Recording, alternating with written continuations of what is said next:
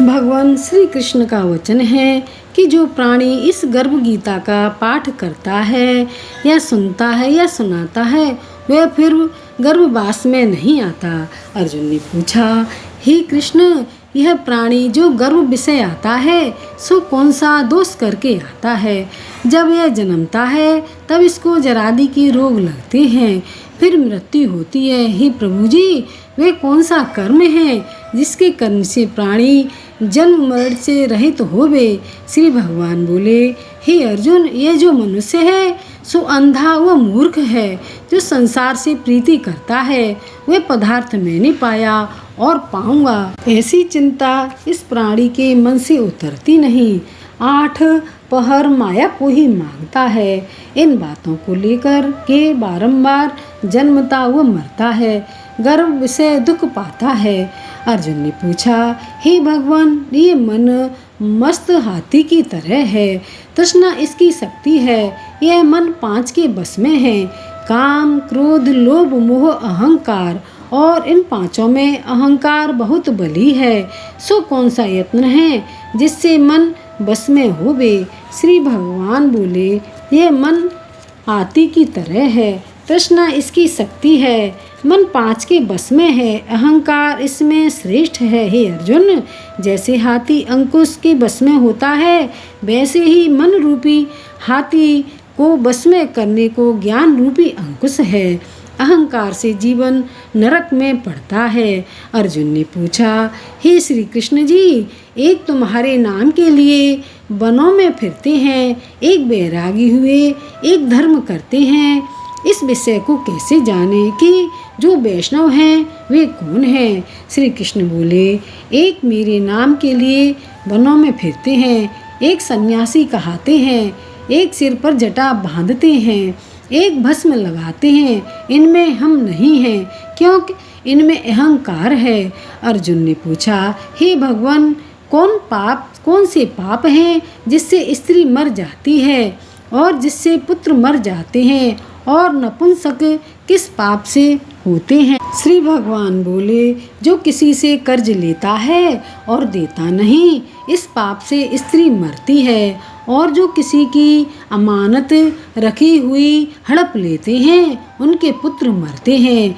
जो किसी का कार्य किसी के गोचर आन पड़े और वह जवानी कह दे, मैं तेरा कार्य कर दूंगा, जब समय आए तब उसका कार्य नहीं करे, इस पाप से नपुंसक होता है। ये बड़े पाप हैं। अर्जुन ने पूछा, हे भगवान, किस पाप से मनुष्य सदा रोगी रहता है, और बिल्ली, स्त्री तथा टट्टू का जन्म किस पाप से होता है?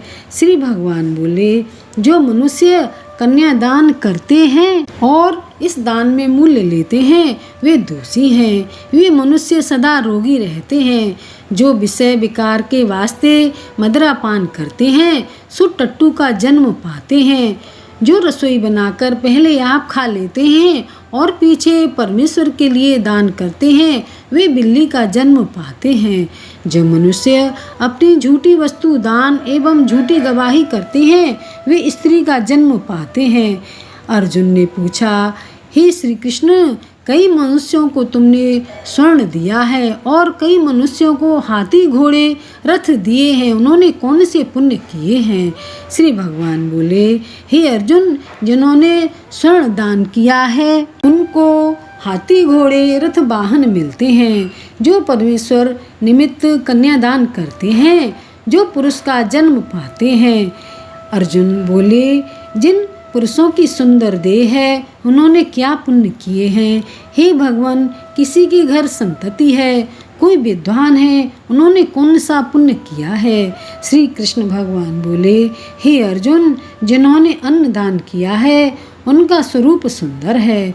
जिन्होंने विद्या दान की है वे विद्वान होते हैं। जिन्होंने संतों की सेवा की है वे पुत्रवान होते हैं। अर्जुन ने पूछा, हे भगवान, किसी को धन से प्रीति है, कोई स्त्रियों से प्रीति करते हैं, इसका क्या विचार है? श्री कृष्ण बोले, हे अर्जुन, हर किसी का धन, स्त्री सब नाश रूपी है, मेरी भक्ति का नाश नहीं होता है। अर्जुन ने पूछा, हे भगवान, राजपाट किस कर्म से मिलते हैं, विद्या कौन से कर्म से मिलती है? श्री कृष्ण बोले, हे अर्जुन, जो प्राणी श्री काशी जी में निष्काम भक्ति से तप करते हैं और देह त्यागते हैं सो राजा होते हैं, जो गुरु की सेवा करते हैं सो विद्वान होते हैं। अर्जुन ने पूछा, किसी को धन अचानक बिना परिश्रम मिल जाता है, कोई सारी उम्र रोग रहित होते हैं, सो उन्होंने कौन से पुण्य किए हैं?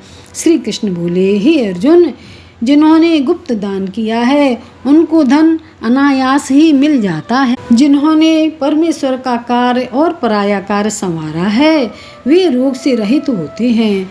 अर्जुन ने पूछा, हे भगवान, कौन पाप से अमली होते हैं, कौन पाप से गूंगा कुष्ठी होता है? श्री कृष्ण बोले, जो अपने गुरु की स्त्री से गमन करते हैं सो अमली होते हैं, जो गुरु से विद्या पढ़कर मुकर जाते हैं सो गूंगे होते हैं, जिन्होंने कुकर्म किया है वे कुष्ठी होते हैं।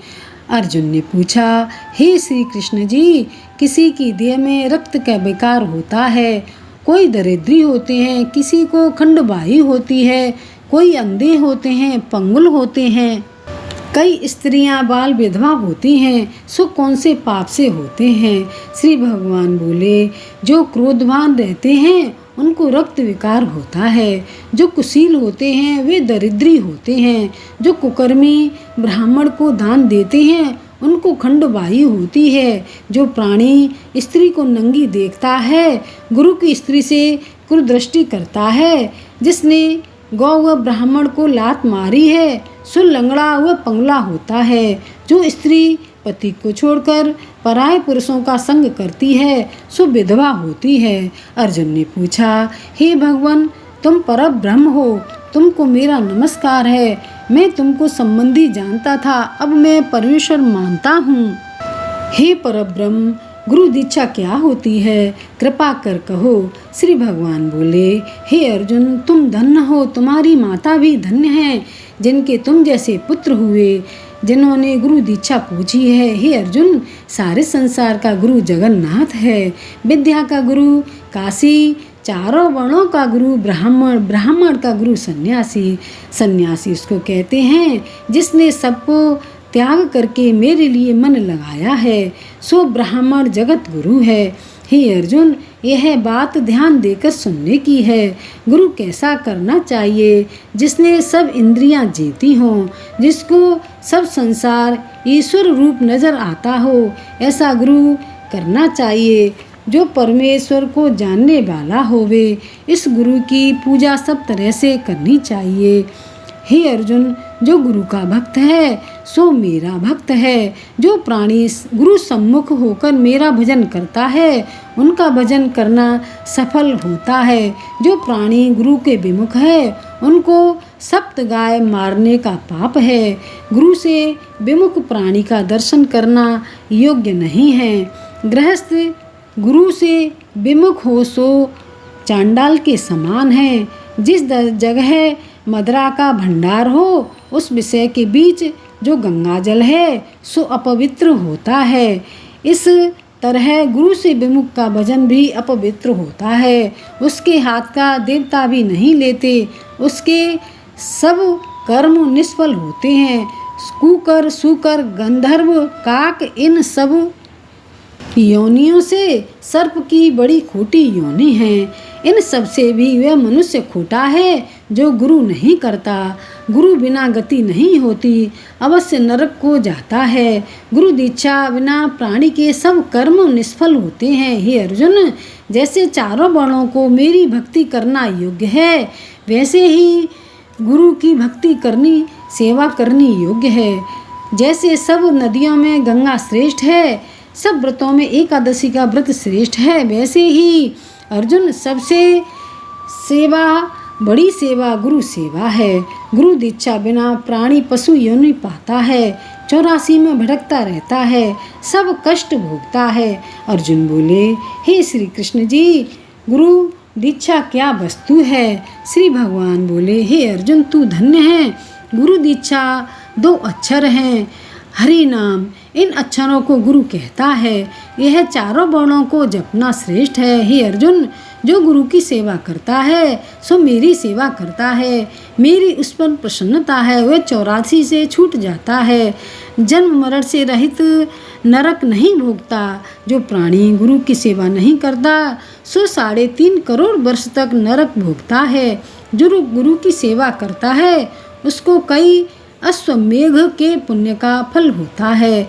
हे अर्जुन, हमारे संवाद को जो प्राणी पढ़ेंगे और सुनेंगे सो गर्भ के दुख से बचेंगे, उनकी 84 कट जाएगी।